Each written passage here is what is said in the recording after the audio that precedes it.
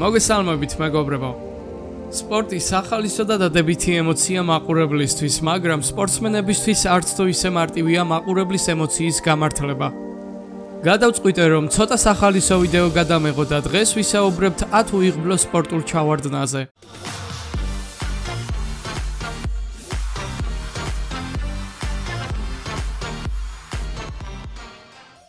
ნომერი 10. ფეხბურთი.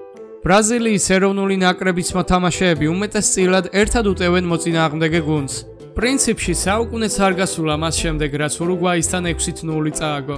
2014 წლის 8 ივლისს FIFA-ს მსოფლიო თასზე ბრაზილიის ეროვნულმა ნაკრებმა 7-1 წააგო. ამით განაახლეს 1920 წელს ჩაწერილი ანტირეკორდი 6-0.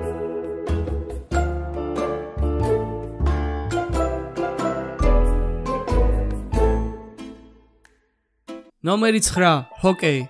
ოდესღაც იმედის მომცემი ჰოკეის მოთამაშე იყო პროფესიონალი პატრიკ სტეფანი. მას ჰქონდა დიდი წინსვლა თავის კარიერაში, მაგრამ სამწუხაროდ მას ძალიან არ გაუმართლა ერთ-ერთ თამაშზე. ჰოკეისტი სრულიად მარტო აღმოჩნდა ცარიელი კარების მიღმა. საუბედუროდ მან ცარიელ კარებში ვერ გაიტანა შაიბა და დაეცა. ამასთან შაიბაც დაკარგა. დღემდე ეს მომენტი განიხილება როგორც ყველა დროის მანძილზე უდიდესი ფიასკო ჰოკეის ისტორიაში.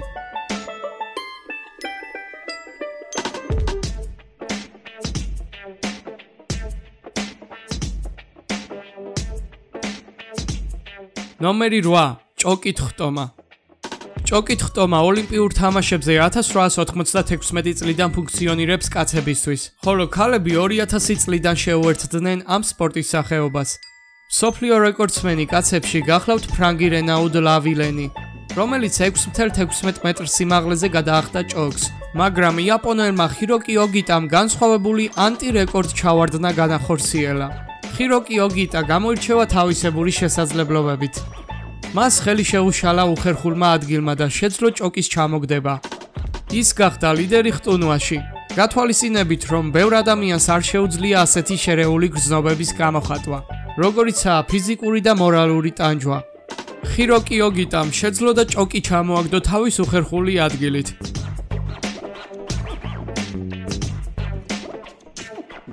ნომერი 7. თხილამურები. სამწუხაროდ ყველა დროის ყველაზე უიღბლო სპორტსმენი გახდა ოლიმპიური მოთხილამურე ადრიანო სოლანო ვენესუელის გუნდიდან. პირველ რიგში ის სავარჯიშოდ ჩავიდა გაცილებით ადრე, რათა მიეღო მეტი გამოცდილება. მეორეს მხრივ ვერ შეძლო ათვისება და მას ესაჭიროებოდა მეტი ვარჯიში და სწავლა. მისი გაყვანა არ სურდათ. მაგრამ ადრიანომ თქვა, რომ შეძლებდა. პირველ დღეს მრავალი დავარდნის და ყინულთან დიდი სიყვარულის გამოხატვის გამო ვერ შეძლო შთაბეჭდილების მოხდენა. მეორე დღეს კვლავ გავიდა სათხილამურო გზაზე, რათა თავის შეცდომა გამოესწორებინა. თუმცა ამ უიღბლომ 156 ადგილი დაიკავა და იგი სამუდამოდ გააძევეს სპორტის ამ სახეობიდან.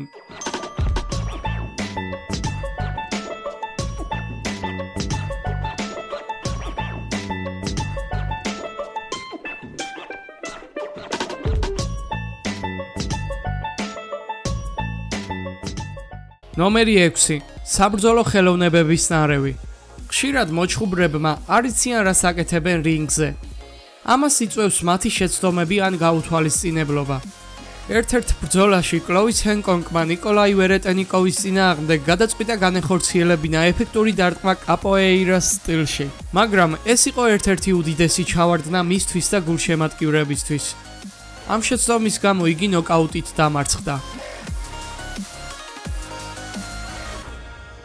ნომერი 5. ბარიერული სირბილი.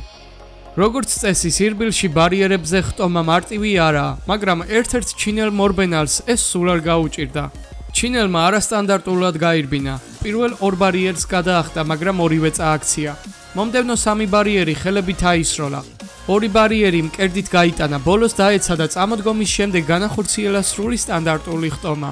გამომდინარე ამ ქმედებისა, სპორტსმენმა მოახერხა და გაასწრო რამდენიმე კოლეგას.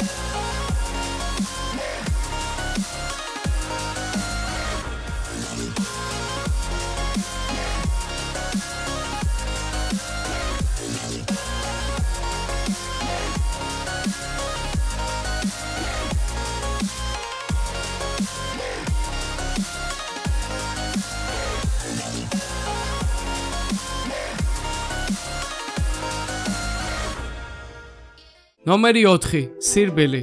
სირბილი. ერთ-ერთი პრესტიჟული და პოპულარული სპორტის სახეობა. მორბენალებზე ხშირია სკანდალები დოპინგთან დაკავშირებით. მაგრამ 1988 წელს, იმ დროს, როდესაც დოპინგი იშვიათი იყო, ბენ ჯონსონმა გაიმარჯვა 100 მეტრის მანძილზე სირბილში. მან აგრეთვე გაიმარჯვა მსოფლიო რეკორდსმენებში. მაგრამ იგი დისკვალიფიცირებულია დოპინგის მიღების გამო და მან დაკარგა ოლიმპიური ტიტული და ორივე რეკორდი.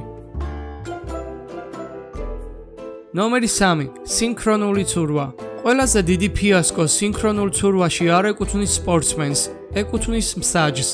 ოლიმპიურ თამაშებზე 1992 წელს ბარსელონაში სკანდალი გაიმართა, როდესაც ერთ-ერთმა მსაჯმა კონკურსის ბოლოს კანადელ სილვი ფრეშეტს დაბალი ქულა მისცა, რის გამოც სპორტსმენმა ვერ გაიმარჯვა კრისტენ ბებს ბრეგოვისის წინააღმდეგ. აღმოჩნდა, რომ მსაჯმა ქულები პირიქით დაუწერა. მსაჯმა ვერ შეძლო ქულების გაუქმება, რადგან ინგლისური ენა კარგად არ იცოდა, ხოლო ამ შეცდომის გამო ორივე მოცურავე დააჯილდოვეს ოქროს მედალით. საბოლოოდ კი კრისტენმა თავის ოქროს მედალი გადასცა სილვი ფრეშეტს. ნომერი 2. სამმაგი ნახტომი. ბერძენ მოხტუნავე ვოულა პაპახრისტოს არც კი მოუწია შეჯიბრზე გასვლა. შეჯიბრებამდე მან თვიტერში დაწერა სტატუსი. ამდენი აფრიკელია საბერძნეთში. ნილოსის კოღოს შეუძლია სახლშიც ჭამოს. კი, ცოტა უცნაური გამოთქმაა. მაგრამ ამ სტატუსის გამო ლონდონში ოლიმპიადის დაწყებამდე 2 დღით ადრე სპორტსმენი ოლიმპიური გუნდიდან გააძევეს და სახლში გაუშვეს. ნომერი 1. გუნდის ფორმა. რა თქმა უნდა, ოლიმპიურ სპორტში მრავალი ათლეტის ფორმა და აღჭურვილობა არსებობს. მაგრამ ეგვიპტურმა გუნდმა ეპიკური ჩავარდნა განიცადა. უბრალოდ სირცხვილია ამის თქმა. ფორმა ნაყიდი იყო სპორტსმენებისთვის. დიახ, არ არის ცნობილი სად, მაგრამ ყველაზე დიდი ტყუილი ჩანთებზე იყო გამოსახული. დიდი ნაიკის ლოგო იყო შემოკერილი ადიდასის სტილში. საბედნიეროდ ნაიკმა გამოიჩინა თავის კეთილშობილება და გუნდს სასწრაფოდ შეუკერა ახალი ფორმები უფასოდ.